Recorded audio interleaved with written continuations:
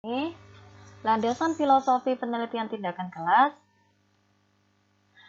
Penelitian tindakan kelas dipandang mengikuti paradigma interpretif atau konstruktivis. Ini berdasarkan pendapat dari Tyler, Wilkie, dan kemudian terdapat 3 pandangan terhadap realitas. Yang pertama yaitu, ini menurutnya Johnson ya, yang pertama yaitu monisme materialistik. Kemudian yang kedua adalah dualisme. Dan yang ketiga adalah monisme transendental. Untuk lebih jelasnya mengenai 3 pandangan terhadap realitas, di sini sudah terdapat tabel, yaitu berdasarkan pandangan. Ya, kalau dilihat dari pandangan monisme materialistik, yaitu semesta terdiri dari materi dan energi. Sedangkan dualisme terdiri dari semesta itu terdiri dari materi dan energi dan pikiran, kesadaran, spirit. Kemudian sedangkan pada monisme transendental, peralatan utama semesta adalah pikiran, kesadaran, spirit. Kemudian kesadaran itu sendiri menurut pandangan monisme materialistik bahwa kesadaran muncul dari materi. Berdasarkan pandangan dualisme, berada terpisah dengan materi atau benda.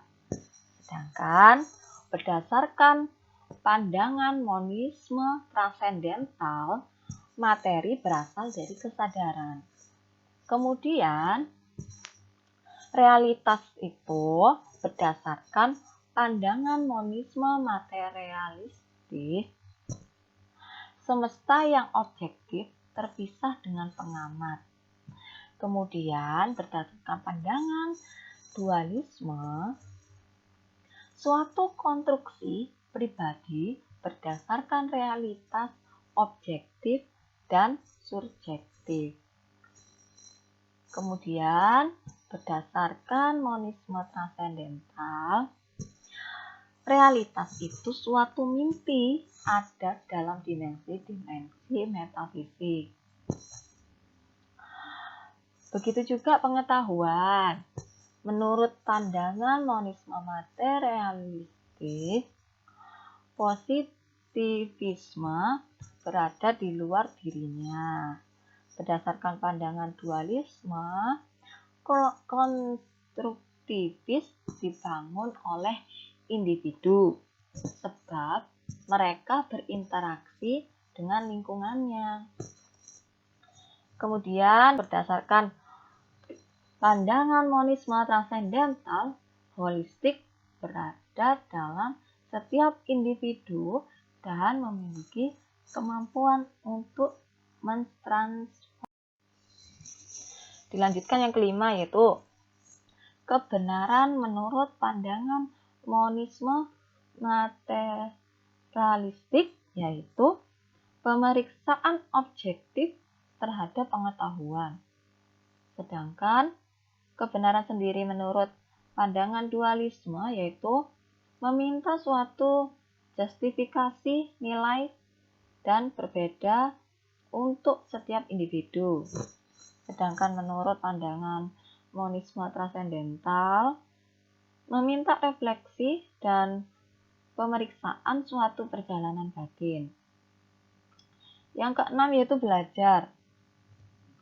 Belajar menurut pandangan monisme materialistik yaitu mendemonstrasikan dari luar terhadap sesuatu yang ada.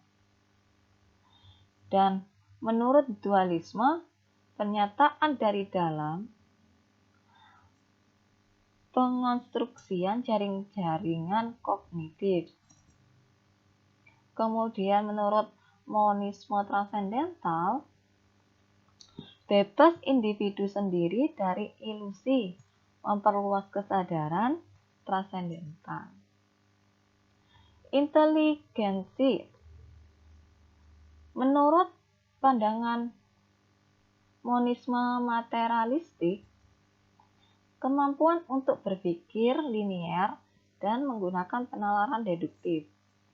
Sedangkan menurut dualisme, inteligensi itu kemampuan memecahkan masalah, menciptakan produk-produk, dan membentuk lingkungan.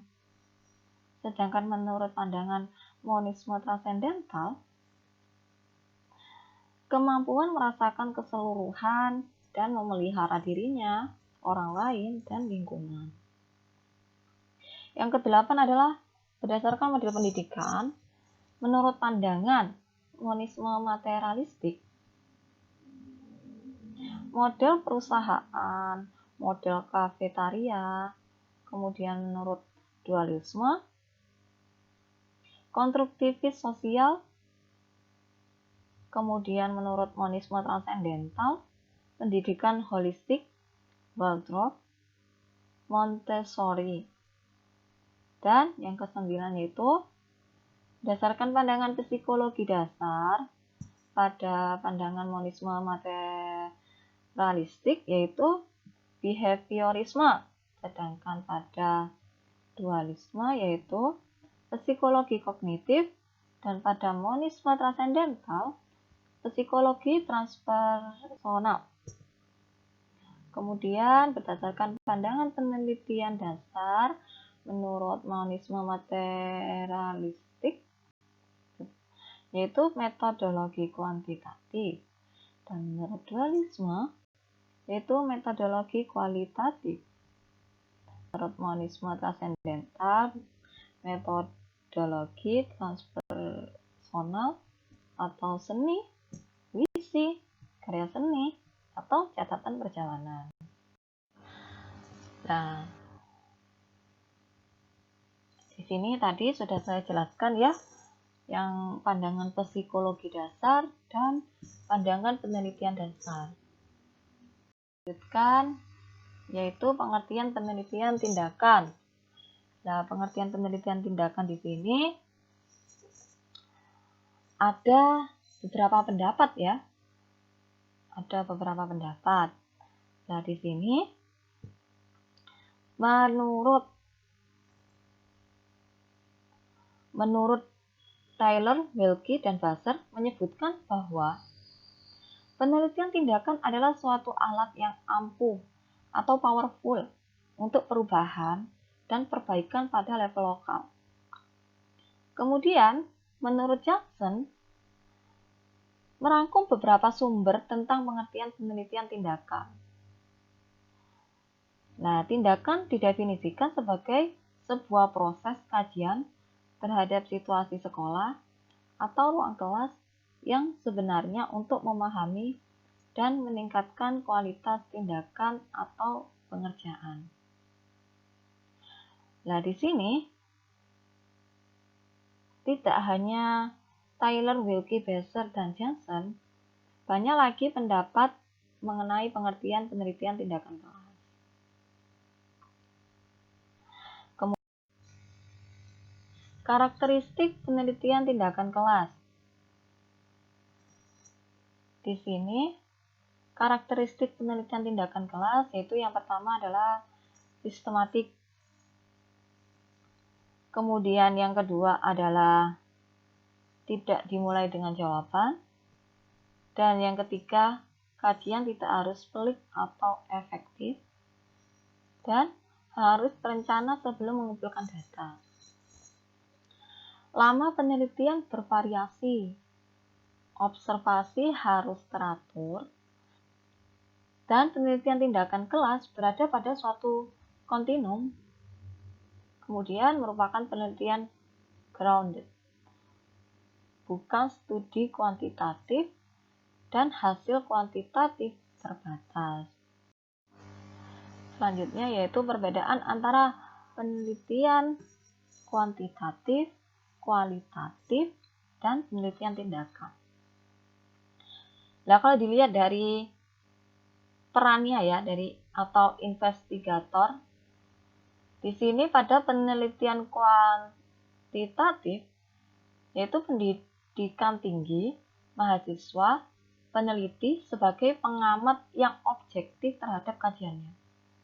Nah, sedangkan pada penelitian kualitatif, jika dilihat dari karakteristik investigatornya ya, pendidikan tinggi, antropologis, mahasiswa. Peneliti masuk dalam setting penelitian. Kemudian, pada penelitian tindakan kelas, investigator itu yaitu ada guru, ada administrator, ada mahasiswa. Nah, peneliti mempelajari sendiri dan dengan orang lain. Kemudian, jika dilihat dari tujuannya, pada penelitian kuantitatif yaitu menguji hipotesis yang berhubungan dengan teori pendidikan. Sedangkan pada penelitian kualitatif, tujuannya yaitu untuk memahami dan menginterpretasi dalam setting alami untuk membangun hipotesis. Pada penelitian tindakan kelas, tujuannya yaitu mengidentifikasi dan mengkaji suatu masalah dalam tugas sendiri atau setting sekolah. Jika dilihat pada karakteristik audiensnya, penelitian kuantitatif yaitu pendidikan tinggi atau bisa juga mahasiswa. Kemudian penelitian kualitatif yaitu pendidikan tinggi atau juga mahasiswa, sama ya. Kemudian pada penelitian tindakan itu semua yang potensial berbagi hasil penelitian. Kemudian ada lagi dilihat dari karakteristik partisipannya. Pada penelitian kuantitatif yaitu diambil random dari populasi yang besar. Kemudian pada penelitian kualitatif yaitu partisipannya itu diambil berdasarkan sampel yang telah dipilih. Bisa menggunakan purpose sample. Kemudian jika dilihat pada penelitian tindakan, partisipannya dipilih berdasarkan intensitas kajian. Peneliti bias sebagai partisipan. Kemudian, jika dilihat berdasarkan tipe data yang dikumpulkan, penelitian kuantitatif yaitu objektif, data kuantitatif seperti skor tes, survei, atau angket. Sedangkan pada penelitian kualitatif, tipe data yang dikumpulkan yaitu analisis terhadap arsip-arsip, observasi, wawancara.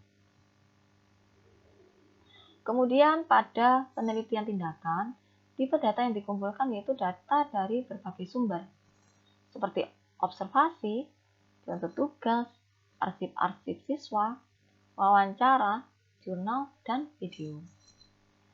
Kemudian jika dilihat dari cara-cara peneliti memahami pengetahuan, maka pada penelitian kuantitatif yaitu dengan sampel random dan mengontrol variabel mengeneralisasi.